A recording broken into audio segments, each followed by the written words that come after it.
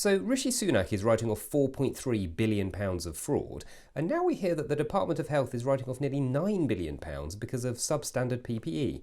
Does the government really have a magic money tree? No, but our donors do. What? Look, to be fair, nearly half of that was because the PPE was overpriced at the time, because it was in demand. Are you saying we shouldn't have bought any? Maybe you should have had more stockpiled. Why? Nobody could have predicted a pandemic. It was literally at the top of the government's list of potential disasters. Well, we didn't write that list, so we didn't read it. We were too busy dealing with our own disasters, like Brexit.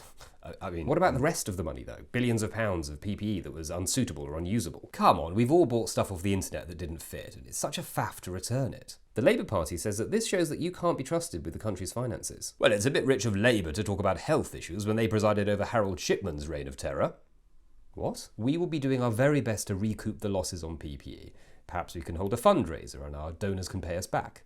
Sorry, can we just go back to your comment about Harold Shipman? Do we have to? It was a very painful time, and I don't think we should be talking about it. But you brought it up, simply to point out that Shipman did kill people under the last Labour government. But he was also uncovered and convicted under that government, and thinking about it, almost all of his crimes happened before that, under previous governments. Everyone makes mistakes. I'm sure Labour regrets theirs, and that's fine. Will you apologise for insinuating that Labour was somehow responsible for Harold Shipman's crimes? This is just the cut and thrust of political debate, and if everybody watching is now thinking about historic murders and not our historic waste of money, well, then that's just a happy coincidence. Well, moving on to the parties at 10 Downing Street. Jeremy Corbyn used to be leader of the Labour Party. How is that relevant? Just reminding people, and he's got a white beard, which might remind you of someone in your mind right now. Are you comparing Jeremy Corbyn to a serial killer? I have no idea what you're talking about. And in deference to the victims, I don't think you should be bringing this up.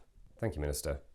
Next up, as the government announces that its levelling up agenda won't be complete until 2030, we ask what will you definitely not have done in 8 years' time?